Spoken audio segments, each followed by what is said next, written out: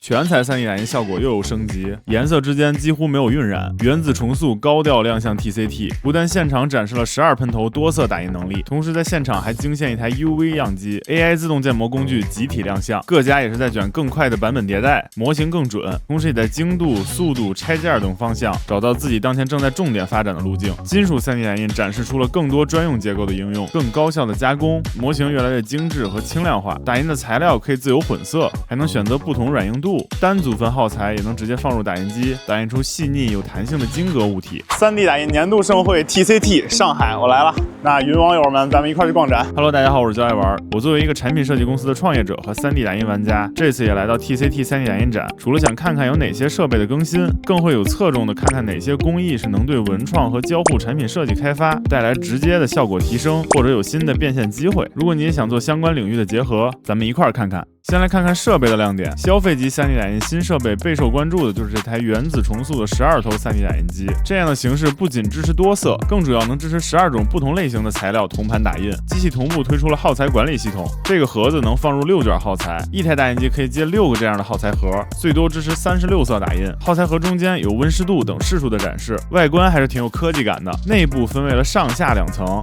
上层有主动烘干功能，打印 TPU、PETG 这样容易吸水的材料，特别是在空气比较潮湿的地区，那这个盒子可以说是必需品。目前了解到这一台设备连同干燥箱，总共售价在1万多的价格，具体还没有公布。参考类似的换热端形式的打印机拓竹 H2C Vortex 系统7个热端，数量比这台 Palette 300要少一些，但打印尺寸更大，目前售价在1万3左右。那你觉得这台 Palette 300定价多少会更有竞争力呢？现场我也受邀参加到了他们的发布会，提到它的换色速度40秒，通过设备内的4个摄像头、50个传感器，确保设备的全自动运行。但我还是好奇这个新的换头形式在校准和更换喷头等维护操作的难度。工作人员说，自动校准不用担心，更换喷头操作也相对简单，而且即使出现了堵头，其实可以先不用管，每个喷头都是独立运行的，相当于是个冗余设计，坏一个还有11个，不会耽误正常打印进度。最后有问题统一做一个维护就好了。原子重塑展台还有台 UV 打印机新品，受欢迎度甚至比 Palette 300还高，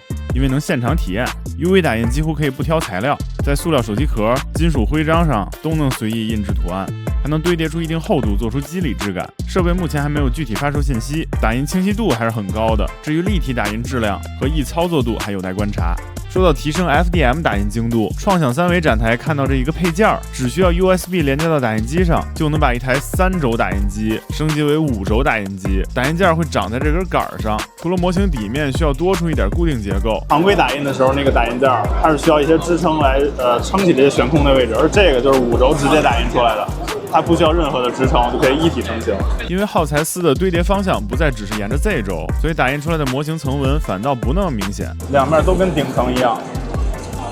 官方数据说，模型强度也能提升4倍，模型完成打印的时间也会大幅缩短。这个配件大概价格会在1500人民币左右，目前会直接支持到创想3维这台龙门架结构的机型，之后在 K 系列的机型上也能使用。如果日常打印玩具和手办模型，感觉这配件的帮助不大，但如果是经常加工尼龙、碳纤维等高强度材料，或者镂空结构，里面的支撑难以剥离，特别是模型悬空的位置也需要光滑效果的，那这个配件可以关注一下。这是一个来自俄罗斯的品牌和创想3维合作的产品，目前他们的产品在独立站也可以优惠预定，我会放在评论区，感兴趣也可以私信我。对于文创产品能更快产出商品级模型和手办的，那塞纳3维依然独一档，直接打印全彩模型，还能做这样外面透明、内部带色彩的模型，如同标本一般。设备的系统迭代后，打印效果进一步升级，这些都很好，就是设备的成本太高。这样一台150万起，而且里面彩色耗材开启后保质期就1周，时间长了就会影响打印效果。设备如果不是一直打印，就需要每隔一段时间清理维护一下，长期停机反而会堵头。所以如果你想用它来创业的话，目前主要2个方式，要么你有丰富的销售渠道，做大量的文创 IP 模型销售，以及持续承接来自四面八方的全彩模型打印订单，这样的话利润还是比较可观的，单个小模型成本也就几块钱，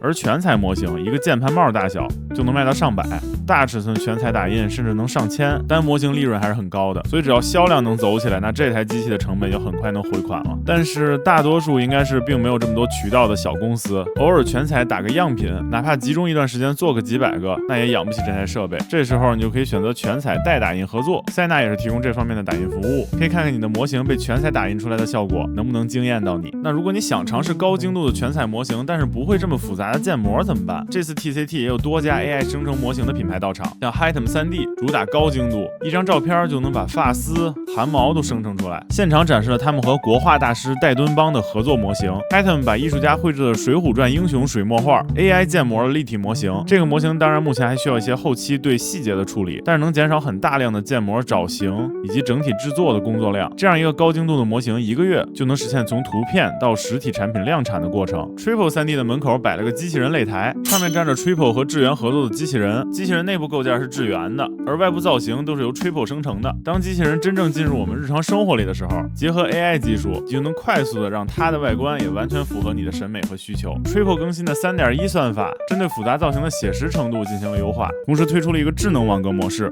最快2秒生成，是针对游戏开发或者当你需要的模型面比较简单，不需要太多细节的低模，现场体验它20秒就能生成一个，模型面数更低，文件更小。Mesh AI 在前一段时间也升级到了 Mesh 6，有了更好的模型细节效果，能准确还原模型细节和贴图，即将上线一键定制功能，生成的模型不需要你打印，直接线上定制完等着收货就行了。新材料方面，黑格推出了单组分的弹性材料。以往打印镂空弹性鞋主要用双组分树脂，并在一定时间内完成打印，否则材料就会失效。而单组分树脂只需要一种材料，就可以在一部分家用级设备上完成弹性体的打印，也不用过于担心短时间内变质失效的问题。像这种晶格化的模型，它属于 3D 打印独有的一种形态了。其他形式的加工也不是完全不能加工，但想完成一样的结构，你要花费的成本和加工难度要远超 3D 打印这种成型方式。综合下来，这种多孔洞的复杂镂空结构 ，3D 打印是最合适的。黑格现场也展示了不同柔软度的弹性体，而且同一柔软度的材料，通过晶格结构变化，还能调整支撑力的强弱。如果你擅长参数化建模，这个方向还是有很大的商业转换空间的，能把当前所有贴近人体、需要柔软支垫类的产品都重新做一遍。对于纯造型设计、IP 公仔设计相关的从业人员，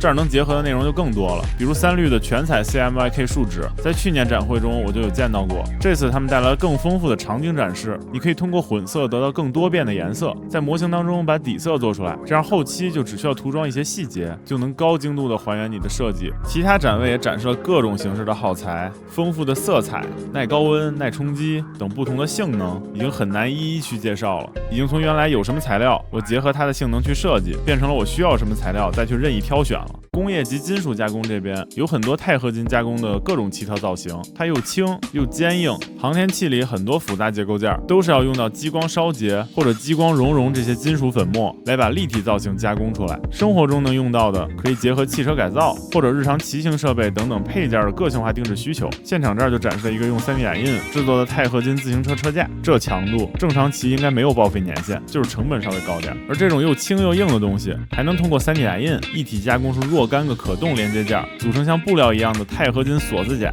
应用到一些既需要柔软能适应不同曲面，又需要足够的抗冲击性的结构。如果是制造加工为主的团队，把 3D 打印机作为核心生产力，那你可以关注一下这几台机器。SnapMaker U1 持续着去年的热度，今年又在不断优化系统后，成为了很多工作室日常的生产力。现场展示2个极印科技做出的大模型，这匹飞马6台 SnapMaker U1 打印1周才完成。如果这么大的模型用单头来打印的话，可能得花1个月以上，所以4头打印确实是大尺寸多色模型非常高效的选择。而且多头能支持不同材料的组合，比如这个 TPU 绒毛的小鸡，它主体是 PLA 硬质材质，外面是柔软的 TPU 做的绒毛，在这样的组合下，模型不再是非硬即软，而是可以软硬结合。闪铸也推出了4头打印机，看起来打印形式和 U1 相同，价格还没有公布，但说主打性价比路线，就看它能给到多实惠的价格了。最主要是低价的同时质量得稳住，同时他们也直接搭配了封箱方案。更让我意外的其实是闪铸旁边这台全彩 3D 打印机，在去年的展会当中，我分享过一台5万元就能到手的拓远科技的全彩 3D 打印机，这个价格已经是很多小型工作室就能入手的设备了。而我询问了闪铸的工作人员，他们说闪铸的全彩 3D 打印机肯定到不了5万，大概价格可能2万左右就能拿下。那这台全彩设备可能就真的能进入到个人玩家的选择当中了。在创想3维的展台，能看到他们还在继续扩充产品线，这儿有多台激光雕刻刻机，中间是即将推出的更小型的设备 Z 轴的雕刻平面，能够自动上下移动来完成对焦和雕刻，所以理论上它可以雕刻一些有纹理的表面，通过调整对焦距离来实现凹凸不平的表面雕刻。但这只是理论上，具体还得看这设备正式发售后的展示。同时在本月底，他们将正式发售这台5合1的激光雕刻机，它是有 UV 内雕功能的，这应该直接对标了 Xtool 最新的 F2 Ultra UV。创想三维这台设备的一个特点是，它有一个像抽屉一样的可替换模组结构，用户可以比较简单的从后面把这个模组抽出来，实现不同光源的切换，包括红、蓝、紫以及不同瓦数的5种光源，实现对不同类型材料的加工。现场雕刻的展示效果还是很不错的，后续就是看这台设备的操作体验如何了，以及功率控制上能不能实现稳定无黑边的雕刻。在 Genius Hub 展区展示来自全球各国创作者们的作品。进门这只鹦鹉直接让那些说玩 3D 打印根本赚不了钱的人闭嘴。这只鹦鹉只卖图纸，在众筹平台就获得超过38000美元的支持。获得图纸以后，就能直接按预设色彩去打印，或者组合成你喜欢的配色，最后只需要把零件拼接，就能得到这样一只绚丽的鹦鹉。中间这个大型的建筑模型，如果你不了解背后的故事，可能觉得这不就是一个大点的模型吗？但了解过制作过程，你会觉得 3D 打印也能体现出匠人精神。是听到其他朋友跟我分享，这模型设计者本身家里就是木工行业背景，所以这个模型也是依据了建筑当中的榫卯结构，所有零件打印也都是用的0.2喷嘴以及更小的层高一点点打印出来，才做出这样一个模型。光打印时长就超过了4000个小时，我换算了一下，24小时不停的打，也得166天以上。3D 打印玩家当中有很大一部分都是这样非常纯粹、热爱创造的人。旁边这几个航模也是真的可以飞起来的，机身上全部3D 打印完成，也都是在售商品。作者告诉我，他们的模型也远销海外，但这么大尺寸的模型成品往海外运输，不光成本高，而且容易损坏。所以3D 打印的方式，它就可以直接针对海外去卖这个模型图纸，海外用户直接用自己的打印机去打印，就完成了跨国的大尺寸模型销售。这边还有一个双料挤出的3D 打印机，是一位外国朋友 DIY 的作品。What's the difference between this and AMS?Almost the same. OK.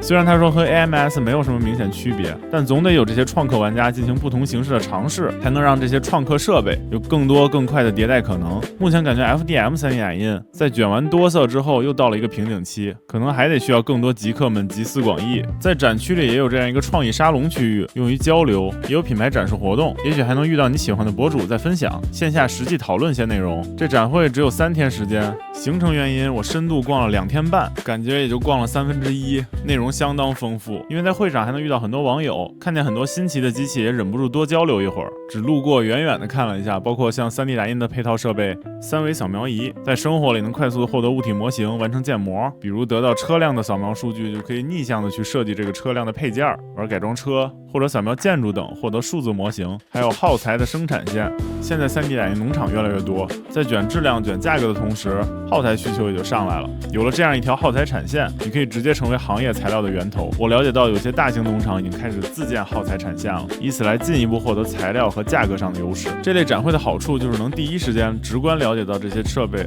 同时也能和各地各领域都喜欢 3D 打印的专业玩家、爱好者们沟通交流。短时间内获得的信息量，那是远超过闭门造车自学的效果。以上就是本次在 TCT 3D 打印展看到的一些亮点内容。如果你喜欢这类的分享呢，希望可以点赞、投币，并转发给你喜欢创造的朋友，这会对我们的创作有很大的帮助。另外，如果你关注哪台设备或者相关技术想讨论，欢迎在评论区留言交流。那咱们下期见。